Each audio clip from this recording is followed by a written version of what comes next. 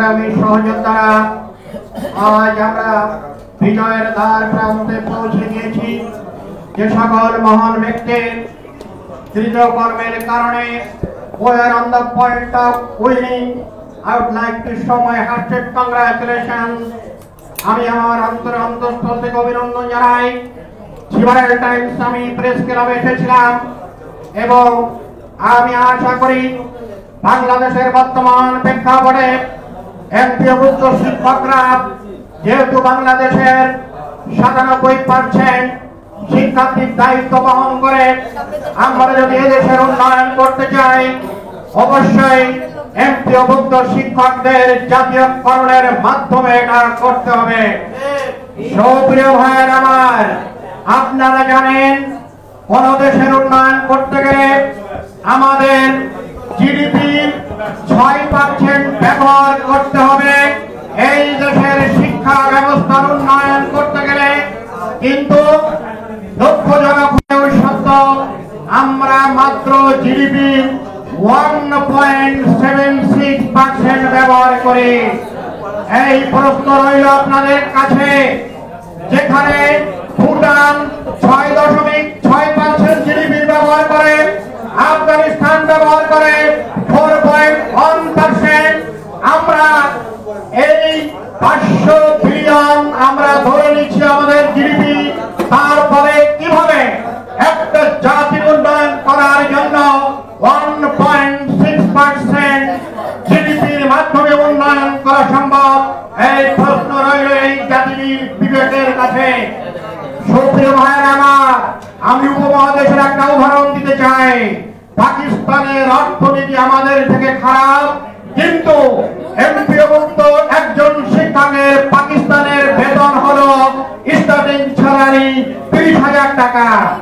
তারা সামরিক খাতে আমাদের থেকে 3 গুণ ব্যবহার করে, কিন্তু ভারতের স্টার্টিং স্যালারি 40,000 টাকা, ইভেন মানবিকে 90,000 টাকা। আমরা ব্যবহার করি কত টাকা? 12,500 টাকা। এটা দিয়ে কোন জাতি লেখাপড়া কি কখনোই সম্ভব? এর প্রশ্ন রইল আপনাদের কাছে। আর একটা কথা বলতে চাই, আমাদেরকে বলা হয় বেসরকারি শিক্ষক। আপনাদের একটু ইতিহাস জানতে হবে।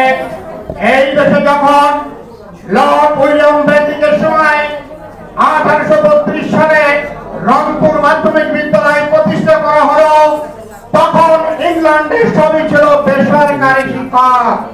ইংল্যান্ডে প্রথম সেকেন্ডারি স্কুল প্রতিষ্ঠিত করা হয় 940 সালে এবং 1870 সালের আগ পর্যন্ত ইংল্যান্ডে সমগ্র দাতব্য প্রতিষ্ঠান ছিল বেসরকারি। এই বেসরকারি নাম ইংল্যান্ড থেকে আসে।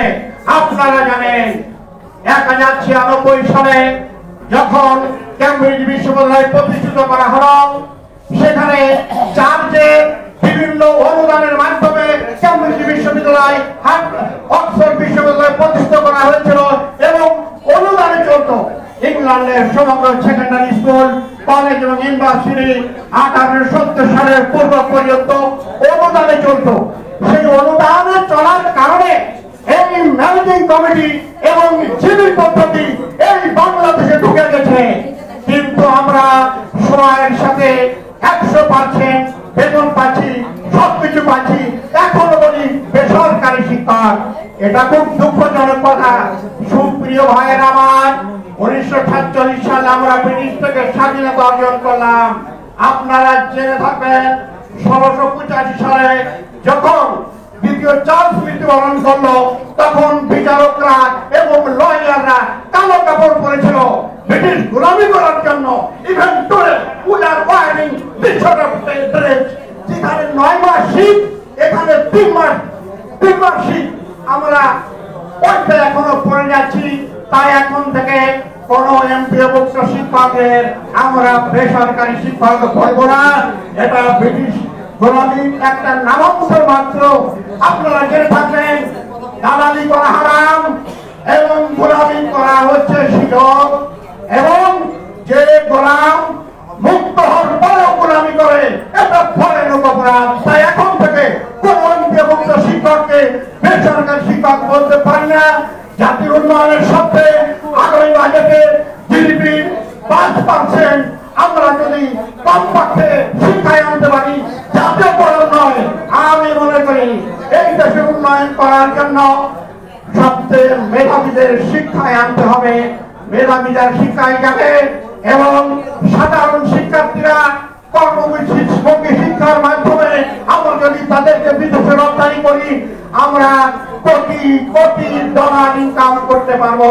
শুধু তাই নয়, আপনারা জেনে থাকবেন আমরা নেপালের অনেকে আমাদের এখানে মেডিকেলে পড়ে, কাশ্মীরের অনেকে পড়ে।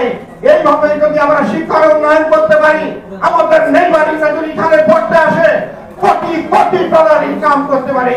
শুধু তাই নয়, ইংল্যান্ডে তারা টিউশন ফি থেকে 42 বিলিয়ন পাউন্ড ইনকাম করে, যা আমাদের জাতীয় বাজেটের সমান। তাহলে অনেকে মনে করতে পারে শিক্ষা ইনভেস্ট করে আমাদের লস হবে। ওনার হিসেব কিতাব জানেন কিনা এই ব্যাপারে আমি নিঃসন্দেহ নই। আমরা যদি ফোনিক্স শিখে বিদেশে টিচার রপ্তানি করি, ওখানে বিলিয়ন বিলিয়ন টাকা ইনকাম করতে পারি। তাই এদেশের 97% শিক্ষার্থী যদি উন্নয়ন করতে হয়, আরো 30 বছর আগেই এই শিক্ষা ব্যবস্থা জাতীয়করণ করা উচিত ছিল। আপনারা জানেন এদেশের 3 জন মানুষ বিশ্ববিখ্যাত, সেই 3 জন মানুষই শিক্ষক। 1 number doctor professor Yunus sir, উনি ওয়ার্ল্ড ফেমাস হয়েছে। উনি শিক্ষকতা করেন বলে উনি অনেক কিছু আবিষ্কার করতে পেরেছেন। শুধু তাই নয়, আমি আমার বক্তব্য দীর্ঘায়িত করতে চাই না। যদি এই দেশের এই জাতির উন্নয়ন করতে চায়, শিক্ষার মাধ্যমে ছাড়া উন্নয়ন করা সম্ভব নয়। এই বলে আমি আমার সংক্ষিপ্ত বক্তব্য শেষ করছি। সকলকে ধন্যবাদ।